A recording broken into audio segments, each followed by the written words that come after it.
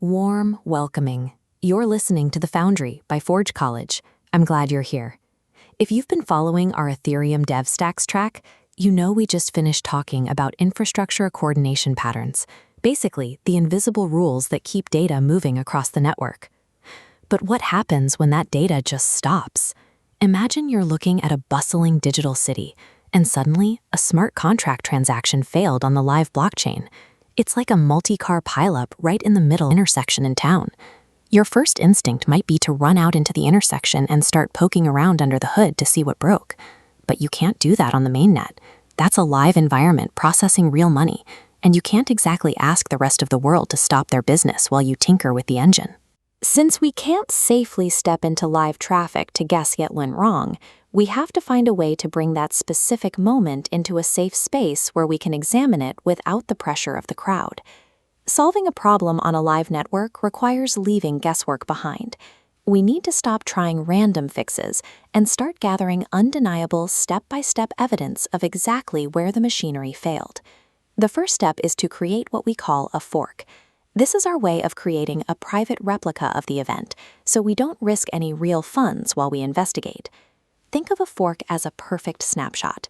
We look at the exact block where the transaction failed and pull a copy down into our private lab.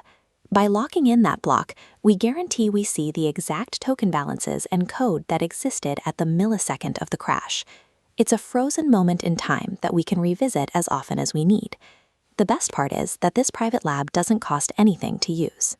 You can run tests and replay transactions all day for free, because you aren't actually sending anything to the public network. Now we have a risk-free environment where we can change variables and see how the contract reacts without ever affecting the live blockchain state. With our private lab ready, we need to make the crash happen again so we can watch it closely. We do this through a process called impersonation. Impersonation involves writing a script that tells the network, I am the person who sent that original transaction. It allows us to resubmit the exact same instructions that led to the failure using the original user's address. While we trigger the crash, we turn on two main diagnostic tools, execution traces and decoded logs. This is where we move from seeing that it broke to how it broke. An execution trace is like a high-speed camera for code. It records every tiny step the computer took as the transaction failed. Usually, this looks like a garbled mess of raw numbers, but we use the contract's ABI, a set of instructions for our tools, to translate that machine code into readable English, showing us the specific function that failed and the exact error message. By replaying the event and translating the results, we turn a mysterious failure into a clear, step-by-step record of exactly which gear in the machine stopped turning.